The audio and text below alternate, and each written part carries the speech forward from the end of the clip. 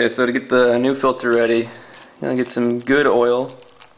I got some right here in the cap of it. And you want to lube up this rubber gasket here. That way it helps make a nice strong seal when you go ahead and put it back on.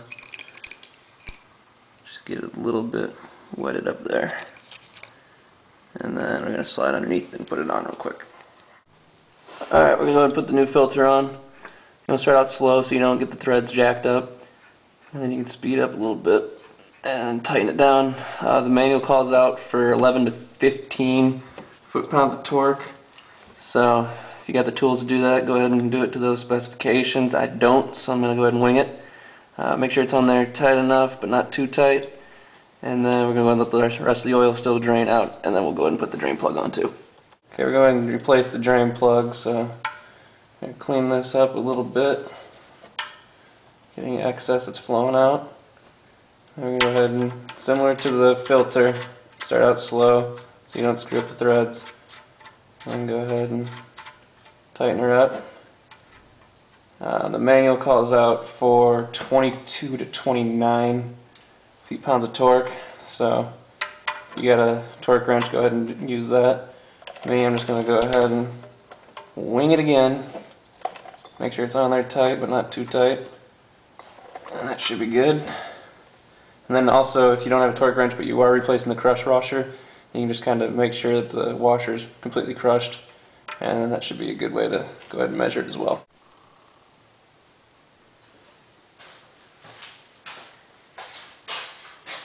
Alright, so we got the drain plug put back on, we got the new filter installed.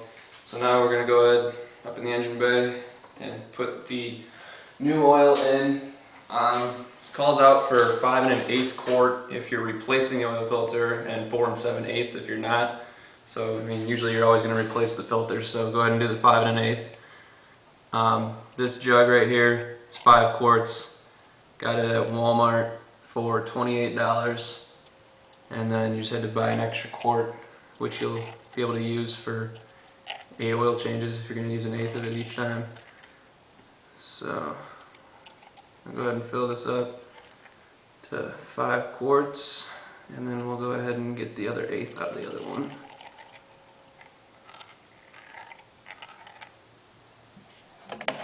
Let that sit there.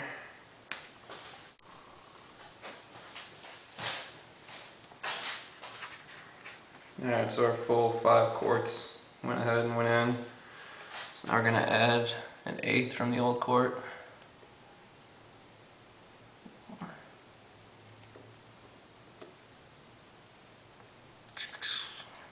That should be good.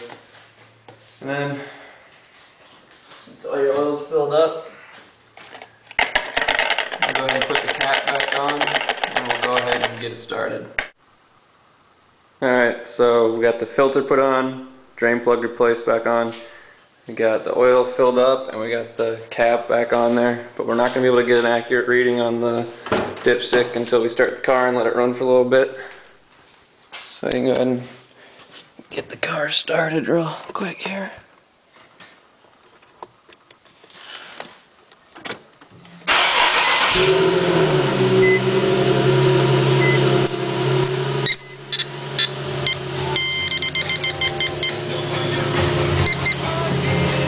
Alright, we're going to go ahead and let it warm up for a little bit, and then we'll go ahead and take a reading on it.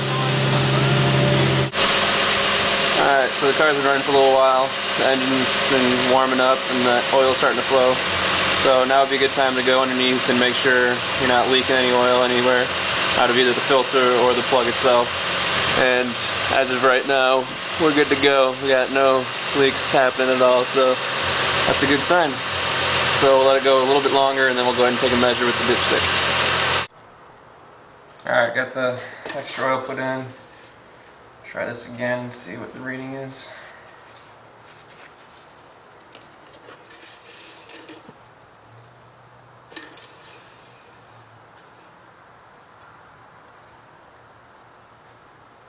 Oh yeah, that's much better. Getting a solid reading right in the middle towards the high end, so it's about what you want. So we're good to go. We can go ahead and lower the car now. Alright, so if you remember right before, we had to take up one side of the car before we could get the floor jack underneath the middle part. So to take it down, I'm going to take the jack stand and I'm going to raise up the middle of the car. I'm going to take this jack stand off, and then I'm going to lower this jack stand just a little bit so that it's not tilted so much once I lower the car itself. And then I'm going to lower the jack stand in the middle so that it's on this jack stand. This one will be gone. And then I'm going to take my floor jack from the middle and take it over here to the driver's side, and I'm going to jack this side up, and then I'm going to take this jack stand out, and then I'll lower the car off the jack. So that way you can get all your stuff out from underneath and you don't have your jack wedged underneath your car once you have your jack stands out and it's lowered back down. Alright, so the car's lowered now. You got your old oil, and then you got your jug that the new oil came in. I'm going to go ahead and pour that in there.